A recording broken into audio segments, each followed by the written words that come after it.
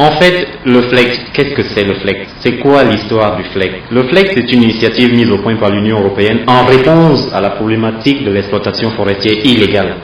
Donc, c'est la réponse, c'est le mécanisme qu'a proposé l'Union européenne pour trouver une réponse pratique au problème de l'exploitation forestière illégale dans le bassin du Congo et dans le bassin de l'Amazonie, qui sont, comme vous le savez tous, les deux poumons de la planète aujourd'hui. Alors, deux poumons de la planète aujourd'hui, on le retient et tout le monde le sait. Mais finalement, on parle de bois légal. C'est quoi exactement? Que comprendre dans ce terme bois légal? La problématique du bois légal, c'est toute la raison d'être du processus FLEGT. De façon technique, dans le concept FLEGT, l'Union européenne ne propose pas une définition typique du bois légal. Mais la question est de se dire, dans les mécanismes juridiques qui existent au niveau des États, des différents États producteurs de bois tropicaux, quelles sont les réglementations qui ont été mises en place et qui existent, et qui serait par conséquent le canevas de définition d'une approche légale de l'exploitation forestière.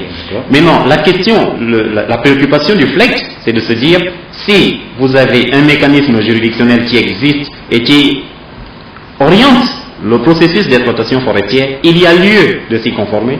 Et donc le bois légal, en fait, c'est le bois qui est le ressorti de l'approche juridictionnelle définie en matière d'exploitation de cette ressource dans ce pays. Et là-dessus, on va chercher de l'attribution à l'exportation, c'est-à-dire toute la chaîne de la production forestière. Voilà.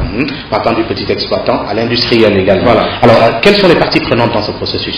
Bon, les parties prenantes du processus FLEGT, elles sont trois.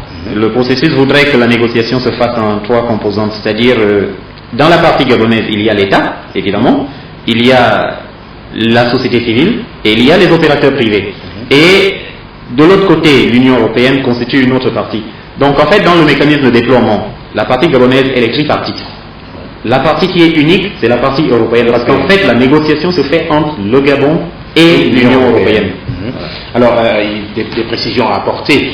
Vous avez cité la société civile, on va dire société civile gabonaise, à laquelle d'ailleurs vous appartenez.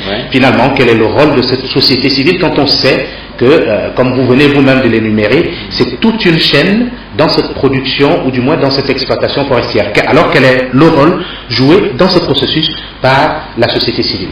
Effectivement, la société civile a un rôle important dans la problématique de la gouvernance forestière et de la gouvernance d'une manière générale. La société civile, on devrait le comprendre par son rôle déjà constitutionnel et aussi par ce rôle technique qui voudrait que la question de la gestion forestière ne saurait se limiter à la seule responsabilité de l'État aujourd'hui. L'État ne peut pas tout faire et la société civile devrait jouer un rôle d'accompagnement.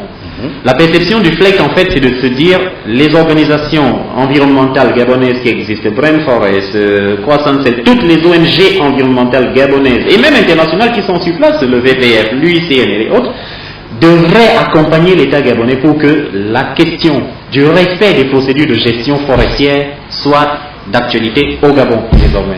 Alors, donc le rôle de la société civile, c'est vraiment un rôle d'accompagnement et d'appui technique. Rôle d'accompagnement, rôle d'appui technique, mais une question me vient tout de suite à l'esprit. Alors cette société civile gabonaise a-t-elle réellement une expertise, du moins, est-ce qu'elle a la formation nécessaire pour mener à bien ce processus, qui, on va le dire, est un processus lent, mais qui peut être aussi assez lourd?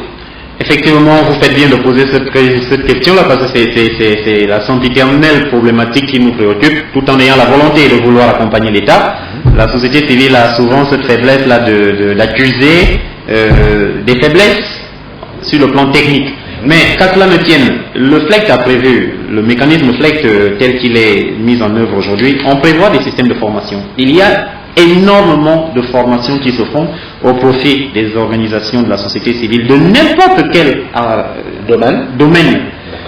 En rapport avec la question de la gestion forestière, en rapport avec les mécanismes de surveillance, en rapport avec les... Ça va du simple jusqu'à la télédétection. Donc, il y a un mois de cela, par exemple, nous avons tenu un atelier qui a porté sur l'analyse des systèmes réglementaires gabonais. La société civile s'est penchée sur une analyse approfondie des textes réglementaires qui régissent le secteur forestier pour comprendre où peuvent résider aujourd'hui les poches d'inhibition qui pourraient faire en sorte que le respect de la réglementation forestière souffre de quelques entorses que ce soit. Cette analyse a été effectuée et le rapport produit par la société civile, il sera disponible d'ici 1 ou 2 mois au maximum. Voilà. Et